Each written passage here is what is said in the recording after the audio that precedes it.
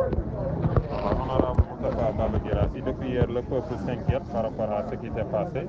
Aujourd'hui, maintenant, nous sommes au niveau de la mort pour la levée du corps. Par ma voix, donc le groupe, en tout cas Futur Média, présente ses condoléances. Dites-nous un peu, quel est le témoignage que vous avez? Sant sunu borom, donc rendre grâce à Allah.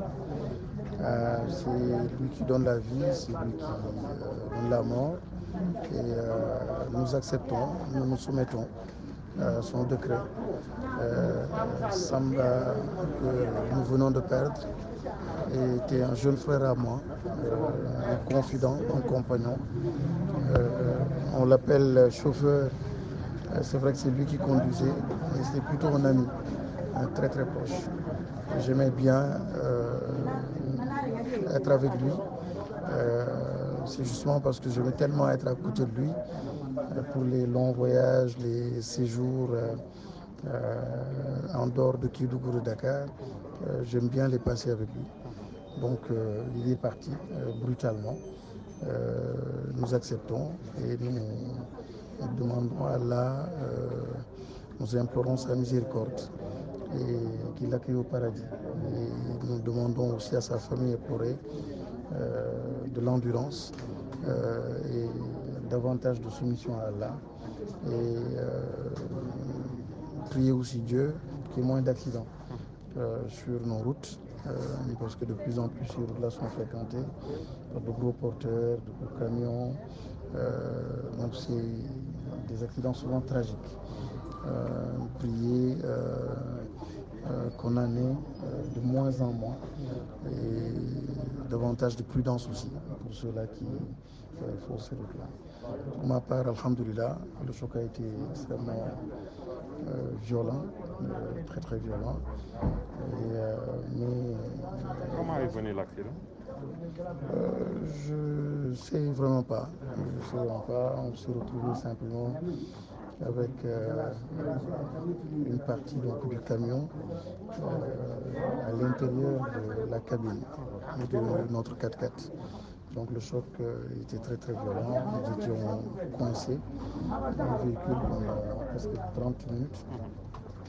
Pour nous sortir de là, j'étais devant, à côté de lui. Dans la matinée ou dans la soirée? C'était dans la matinée. Dans la matinée, vers les coups, je crois, de 8h30, 9h. Malheureusement, nous avons eu aussi beaucoup de retard, et ça c'est le lieu peut-être de signaler, avant de voir une ambulance. Ça a pris beaucoup de retard, avant de voir l'ambulance, avant de voir les sapeurs-pompiers. Et là aussi, exhortons l'administration sénégalaise pour qu'on pense justement à ces grandes routes qui sont très longues et très très distantes d'une ville à une autre. Donc beaucoup d'accidents et souvent quand on ne gère pas cette dimension logistique, on peut amener des problèmes au niveau de la santé.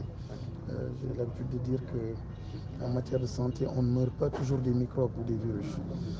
On meurt très souvent, le pourcentage, je ne me souviens plus, mais beaucoup plus élevé que la mort par les virus ou les microbes, c'est généralement la logistique.